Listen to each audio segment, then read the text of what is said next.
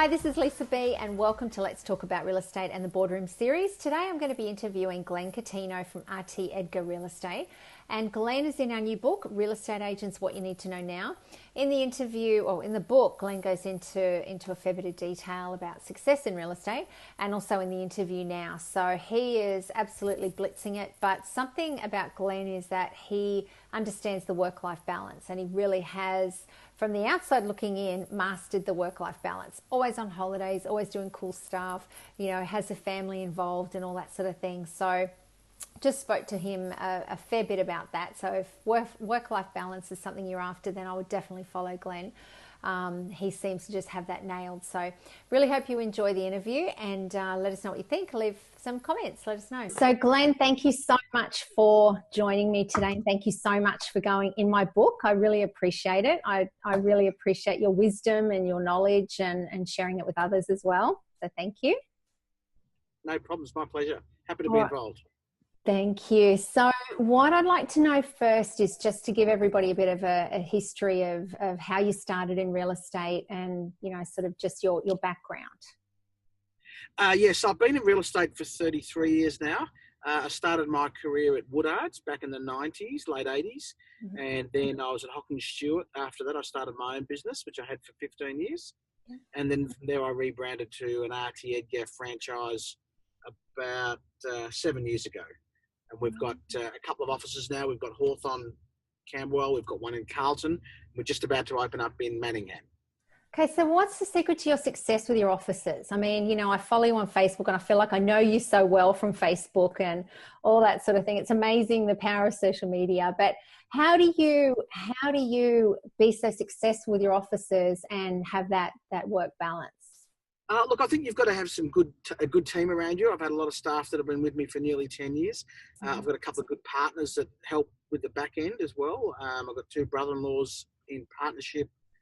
James Hatsolis has just joined us, and I've got Annabelle and Ted, who are also good partners. And, the most important thing for any real estate business is that you actually are listing property. I mean, that's what, at the end of the day, unless you're actually bringing business in, it doesn't work anyway. So I have always got my eye on the chase for a listing. I think that's an important part of your game. Mm-hmm. List and sell. And we are a fanatic client spoiler business. So we spend a lot of time drowning our customers in great things. I saw that too. I always see that. So what about the success as a salesperson? What advice can you give salespeople as far as how to be successful? If they were going to start today, it doesn't matter what's happened in the past. If they're going to start today, what should they do? Start today, they're going to start in a tough market, which is the best market to start in, which is what I started in. I think that they should document every single person they meet, database them really well.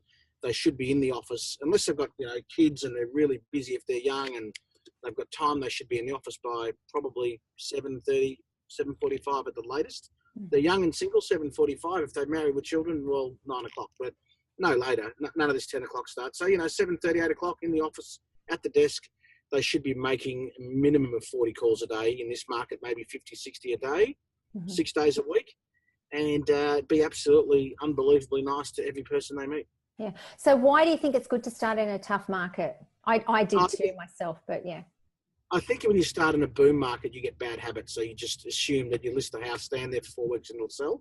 So you don't really focus on your buyer inquiry very well. But I think in a tougher market, you develop better habits. Yeah, I think you have a false sense of how good you are as a salesperson if you start in a good market, don't you? All right. It's the best market to learn in. It does clean out a lot of real estate agents, but it's the best market to learn in. Absolutely.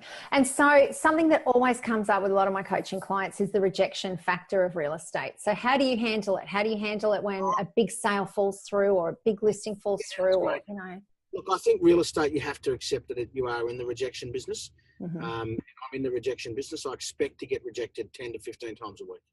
Really? Yeah. Yeah. And if you get a rejection, that's great. On to the next year. You should be getting rejected 10 times a week. If you're not, you're actually not in the chase. Yep. So do you just psychologically, it's like, okay, that's one, that's another one, that's another one, and you just keep going. Nice letter. When you miss a job, nice letter, bunch of flowers, wish them all the best, move on to the next. Yeah. Don't think about it for a second longer. Don't sweat on it. Okay, so you I think from the perception anyway on social media, you just seem to have this work-life balance worked out. You know, I don't know. Do you agree with me? Do you agree that you've got it sorted out? It just seems it. Social media always makes life look better than what it really is. I'm not going to. I want you to adopt me. I want you to adopt me and your family. All these holidays and everything. You know, Lisa Catino. I think it's got a thing. we have a very busy family life with a big family, and you know, I've got a couple of children that are into music, which is full on at the moment. So you do have to balance your work life, family. You can't be a full time real estate agent. You have to juggle family as well, and you know, it means that in between appointments you're always working. We were out today with Mason doing some music stuff, and I had to get my wife to drive so I could text and email while she was driving. Just, you know, time management. Yeah. So you include your family in your business as well, yeah? Oh, yeah, it's a family business. Real estate's a family business. And, you know, every person that we meet with Mason's Music, for example, is a potential client. So you think that way, it's all encompassed.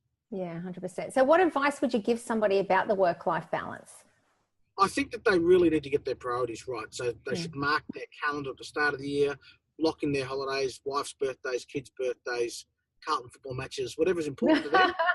Yep. Lock it in and then work their business around it. Yeah. And make sure that if they're out late at night, they're doing a deal. Don't go out late at night for time wasting stuff.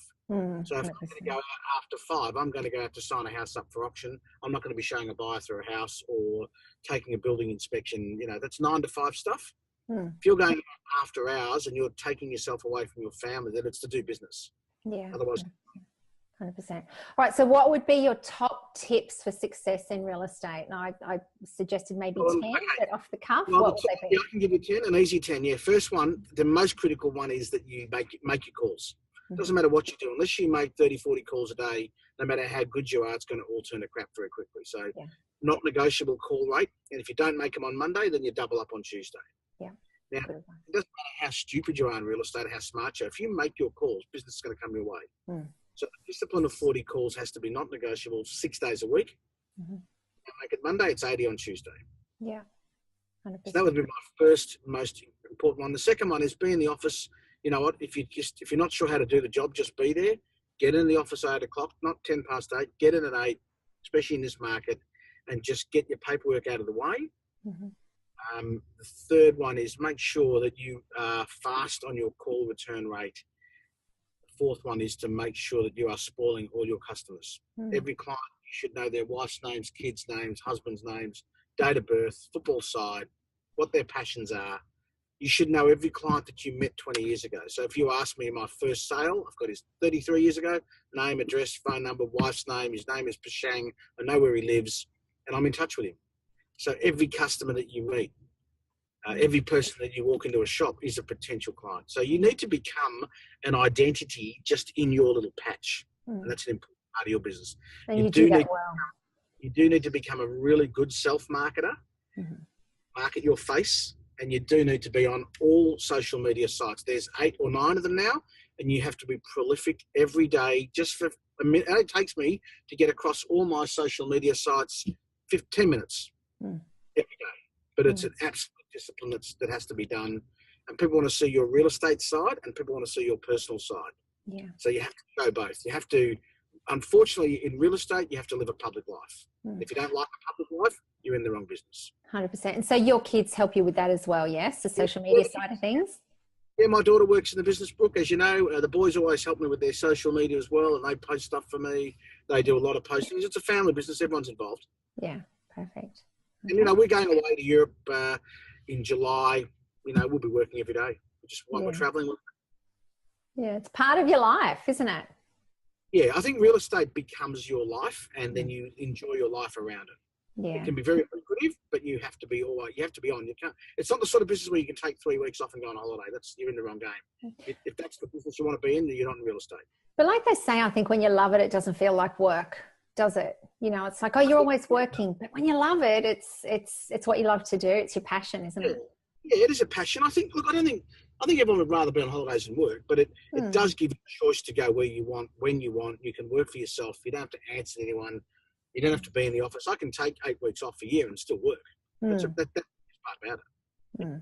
Real estate gives you the financial freedom to do whatever you want. Yeah, exactly. Okay, your next one?